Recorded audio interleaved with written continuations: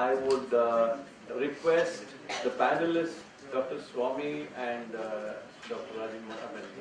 Malhotra ji and Poonam ji and Shaina ji to start discussion. Then we can have perhaps questions from the audience.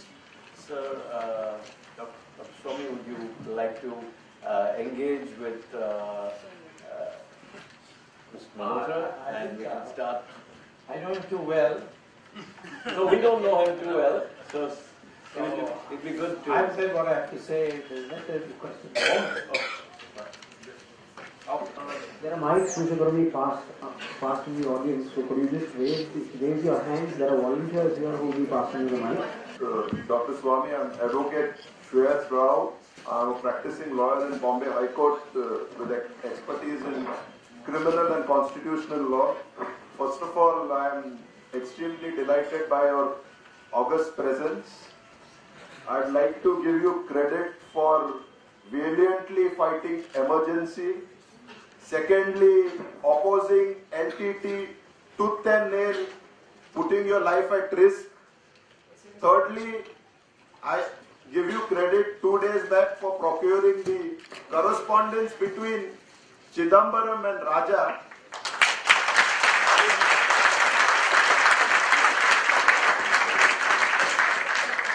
Ever since you have caught Chidambaram with its pants down,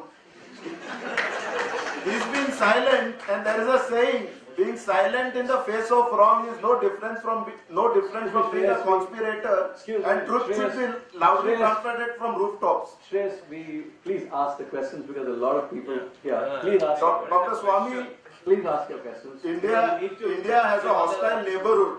India has a hostile neighborhood. You have been a strong proponent of Indo-US and Israel strategic ties in terms of economy and military. You're an authority on Chinese economy. You're conversant with Mandarin language. But it is known that China has a covert alliance with Pakistan. But in India's supreme economic interest, we need to have economic relations with China. But as far as security is concerned, we need to be wary and circumspect with China because China has been having has unabated territorial hegemony in conquering Arunachal Pradesh and several territorial parts of India. So what is your take on that? Be brief. The request for Please, everyone. I'm done with my question. A request for everyone. Please avoid making speeches. Make your very specific question, please. Thanks. Well, I think the long and short of it is that you want to know what you should do about China, right? Well, you see, there is no such thing as a country you can trust. The United States, with whom we want to be friends, in 1971, they sent the 7th Fleet Task Force into the Bay of Bengal. And you know that there were nuclear weapons on board. So the question of United States is not that it's going to be friendly, it's a question of the United States' interests. No country should ever deal with another country in the terms of sentiment. If China has capacity to harm you, you should acquire capacity to harm them. Doesn't mean you have to use the capacity, but you have the capacity. China has certain weaknesses, we should recognize that. It has a very long supply line to the borders of India. Therefore, we should be developing the Air Force and the missile strike that in the event of a war, you knock off those supply lines. China has a neighbor like Pakistan, which is totally loyal to China. We should respond by developing a naval base in Car Nicobar in alliance with Indonesia, because 90% of the Chinese foreign trade passes through ships in through the Malacca Strait. If you are able to control the Malacca Strait, you can suffocate China anytime you want. So I think to some extent Mr. Manmohan Singh is trying that when he moved to South China Sea. And you see how the Chinese are reacting.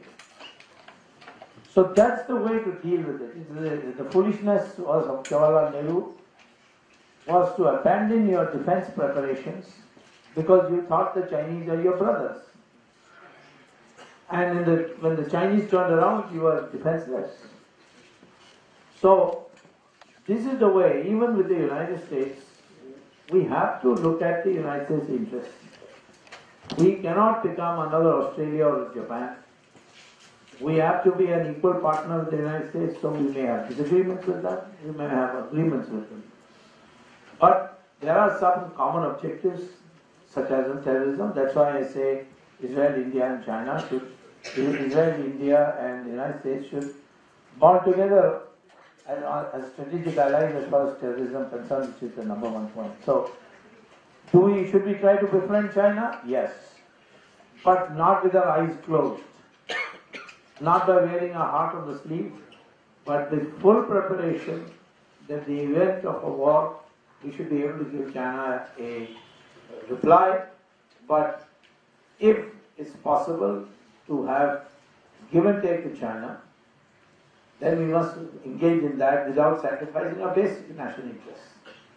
I have been to China many times. They regard me as a friend, but I have told them that you reject the McMahon line because you say it's an imperialist line. But you have accepted it with Burma. Burma, they have signed an agreement where they specifically said that the McMahon line will be the border between Burma and China. So how can you raise this argument with us? I was also able to persuade them to open the route to Kailash Mansarovar, which many governments tried and failed. I think that what we should work towards is globally is a trilateral combination: United States, China, and India. We are the three most populous countries. We have the three largest GDPs, and I think with the three of us, through the process of give and take, without sacrificing the fundamentals, should try to get together. Okay, there is a question that has come in on SMS for Dr. Swami. In what way do you think Hindutva will benefit the process of globalization with one Indian attributes? Do you think we'll be able to sustain our relations with the rest of the world by aggressively propagating a single faith? Hindutva is not a faith; it's a Hindu-ness. It's a quality. It's not a religion. And that's why, if you really see the kinds of concepts I'm talking about, Mahatma Gandhi propagated it. Many Muslim intellectuals got annoyed with me when I said that you must acknowledge that your ancestors are Hindus. Well, Jawaharlal Nehru, when he gave his convocation address to the Aligarh Muslim University in 1948, what did he say? He said, I am a Hindu, you are a Muslim, but both our ancestors are the same. We derive our sustenance from the great Hindu tradition of India. I am happy to see that the Sufis who constitute a very large proportion of Muslim population, they held a rally recently and they said, India is our country because we are 98% from Hindus. So, therefore, when I am talking about Hindutva, I am talking about Hindu values. Values where, in the question of bonding between father and son, mother and daughter, husband and wife, kinds of things that we have, these are called cultural things. And Muslims and Christians and Hindus, they share that culture. What is the international? Internationally, they are all taking to Hindutva. The richest Hollywood actress, Julia Roberts, not only took to Hindutva, she also converted to Hinduism. The man who gave you iPad, Stephen Jobs, was a vagabond till he came to Varanasi to Neem Karoli Baba's ashram, and he adopted the Hindu practices. And even in his general bodies, he would do Namaste, you should sit cross-legged. and the kinds of things he preached was Hindu concepts. What is the Hindu concept?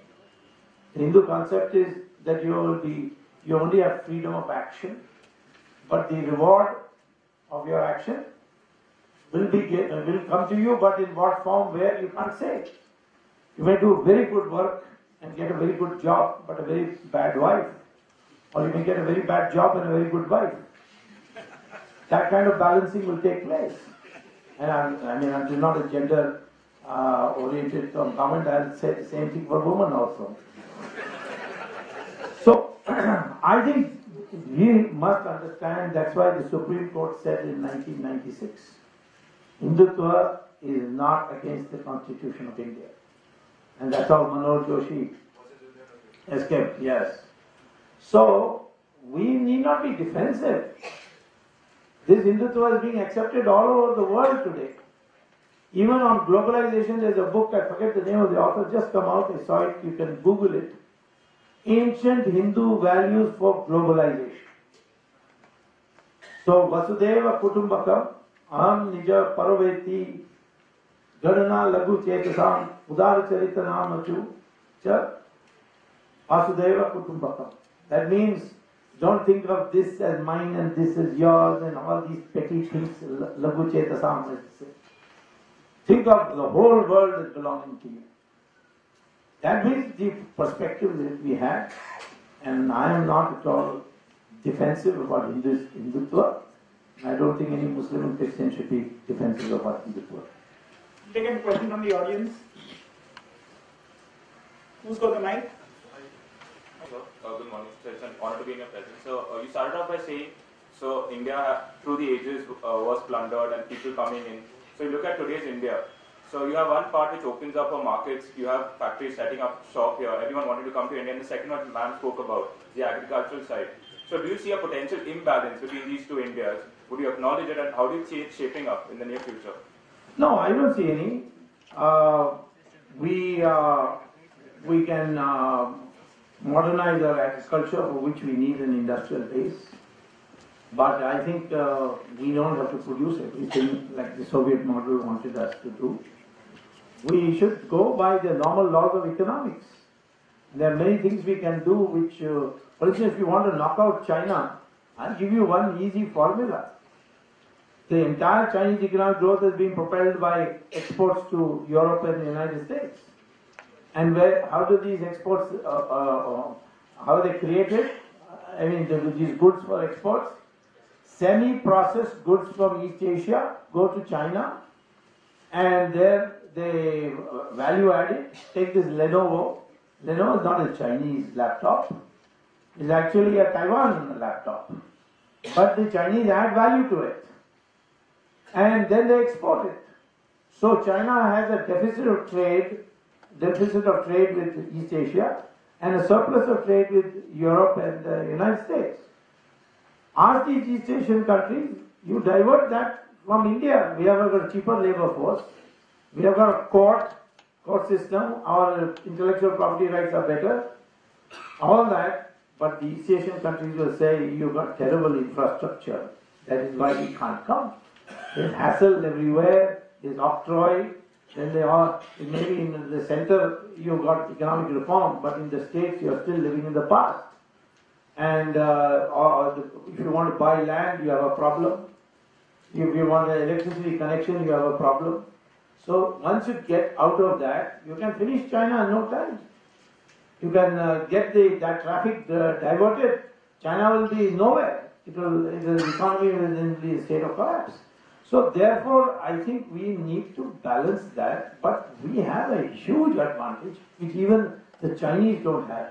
You know, the Indian agricultural research experimental plots produce 7 times the output per acre that the average farmer in India produces. Imagine what impact it will have.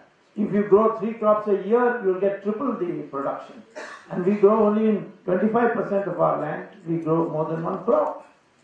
So the potential is enormous, so you integrate your industrial development with this thing and borrow technology liberally. I think that's the formula for economic renaissance. Question there. Yes, please go ahead. Lady there. Lady, yeah, you had the mic previously. Good to know.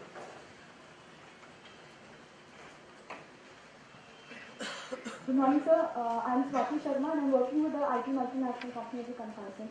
My question to you, you talked about that, a question that you asked to Robert Stevens, that people in India don't want to take risks. I want to ask a question that the society and the structure, education structure that is there in India, it simply does not support taking risks. Because there the education is entirely free, right? And our society do not appreciate failures at all. If you take a risk and if you're successful, then it's okay. But if you're a failure, you're completely doomed. So what is the option that we have? I mean, if we want to take risks, we want to do something different. What do we do? Fight it.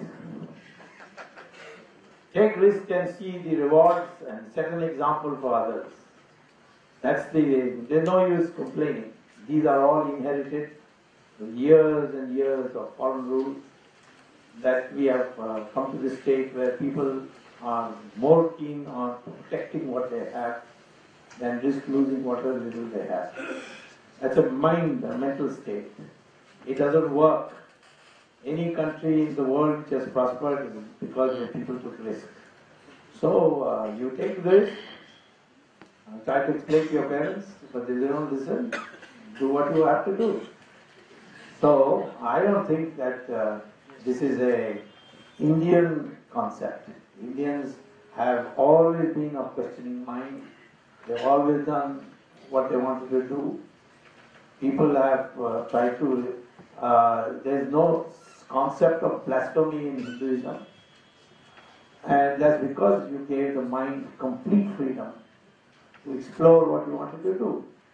But I would say in brief that if you want to take risk, first learn about the 6 different intelligences that you must acquire. The cognitive, the emotional, the social, moral, spiritual, and ecological intelligences. If you imbibe that, you will not have problem taking risk and in the long run prosperity. You can't expect every time you take risk to succeed, but once you fail, get up and start again.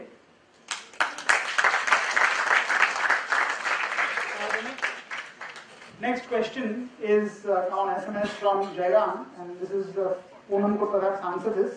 How do you ensure a free media in India? I'm a media victim. My family is, so I don't know how to fight about it. But is it the question to Dr. Swami? No, to you. You answer.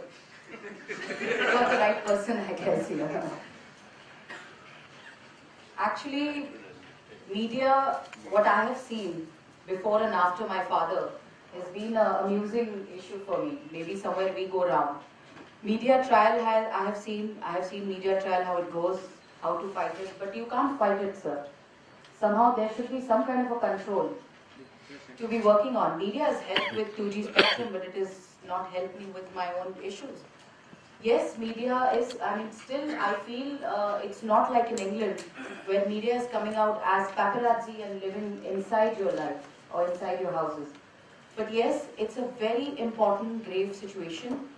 As being a politician, I do not want to talk so strongly against it. But I am a victim of media. There is some kind of ethics. For a politician, what you expect to do, media also have to put it across. So that kind of question, I do ask media, but I do not get answers because they are better politicians than us, I feel. Add to that one point. Just add to that one point, a lot of the media you're seeing is totally paid media, and unfortunately a party like the BJP does not endorse that culture at all.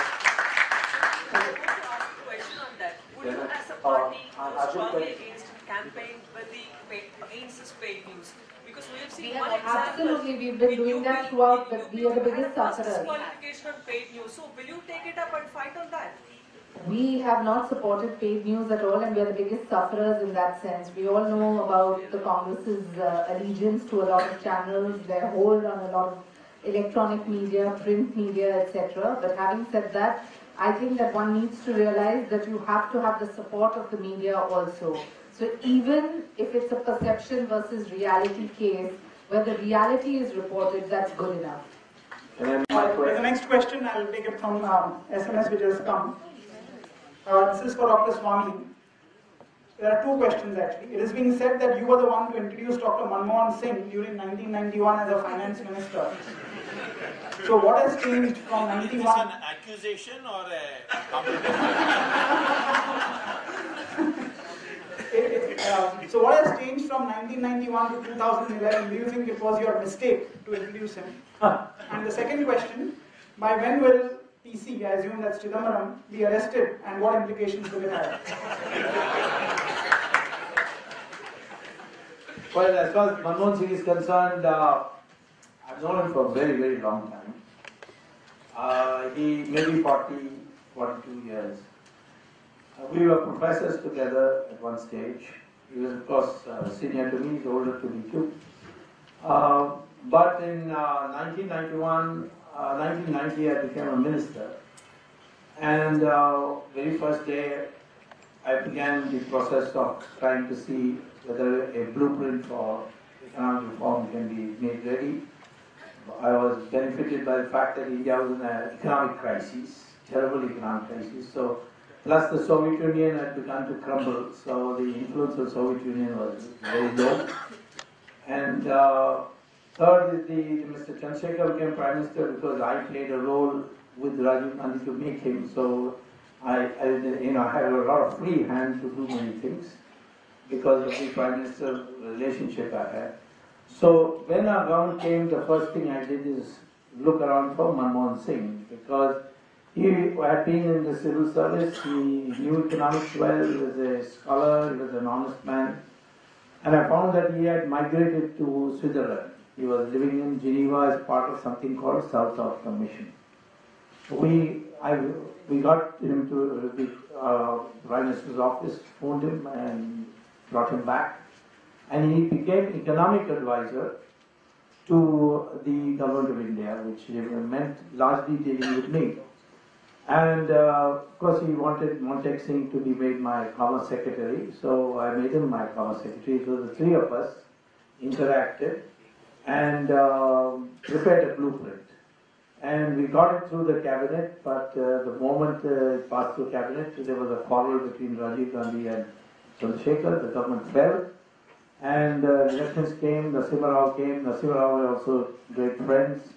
He invited me to join the government on one condition, that I'll join Congress party. But I said I'll never do that. Maybe I had a premonition that some Rakshasi is going to come, so my future will be, in the long run bleak if I joined it. So I didn't join. And then he made me chairman of the GATT Commission with cabinet rank. So I was part of that government too in that sense. So let me say the blueprint was prepared by me. The guts to implement it was of Narasimha Rao, and ably assisted in carrying it out administratively was of Manmohan Singh. In that role, Manmohan Singh is very good. But now as Prime Minister, he's still a very good man, still got good ideas, but they don't let him function. The reason I'm still supporting him is that if he goes, we'll get a moron as a Prime Minister.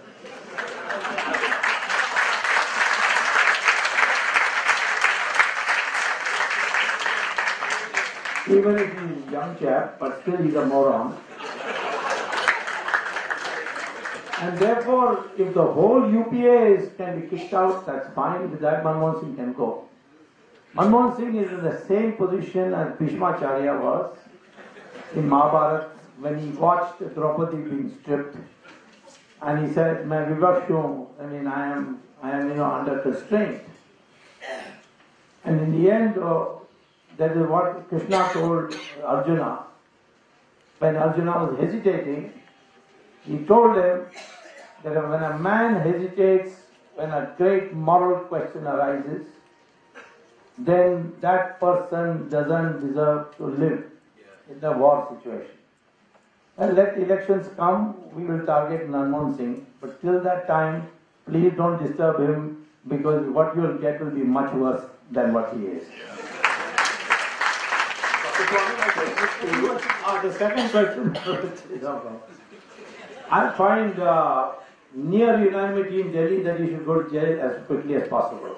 But I have only one complaint I have received against it.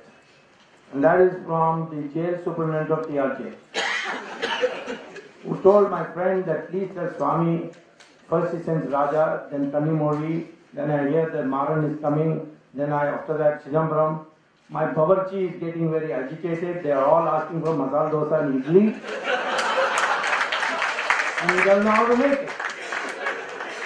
So I said, tell him to be thankful. Soon some Italian will come and he'll have to make pizza.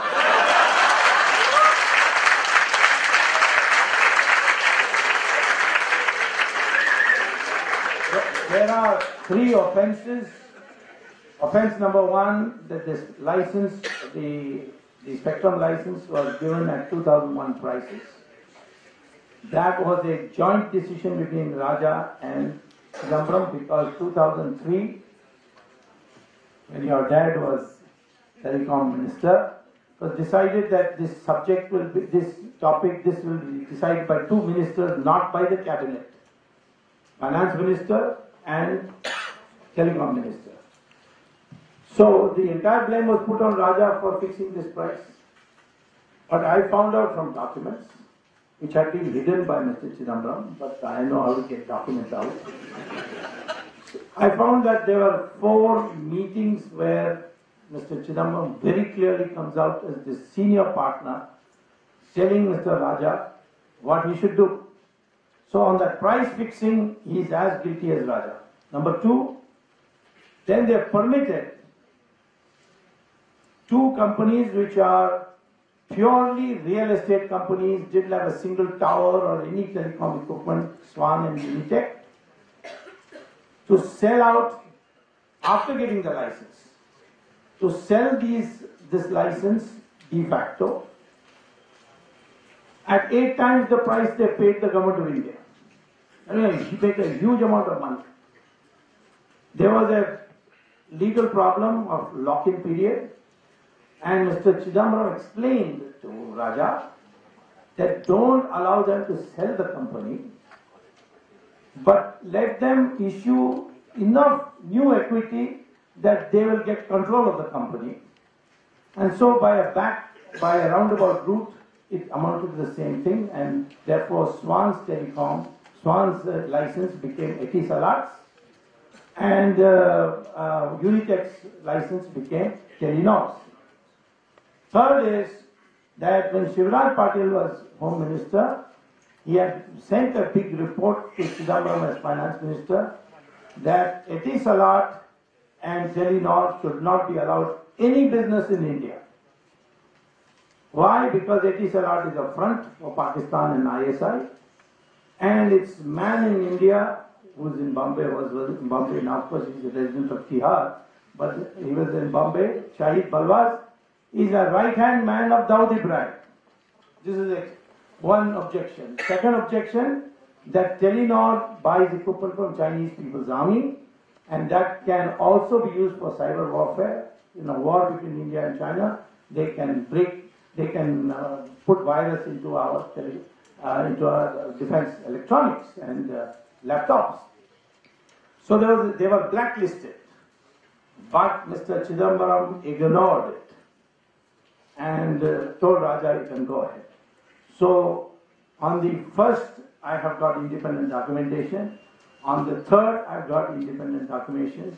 But the second one about selling, I didn't have. Finally, I went to the court and I found out that one file, it should have been in the court's hands, was actually being kept by the CBI.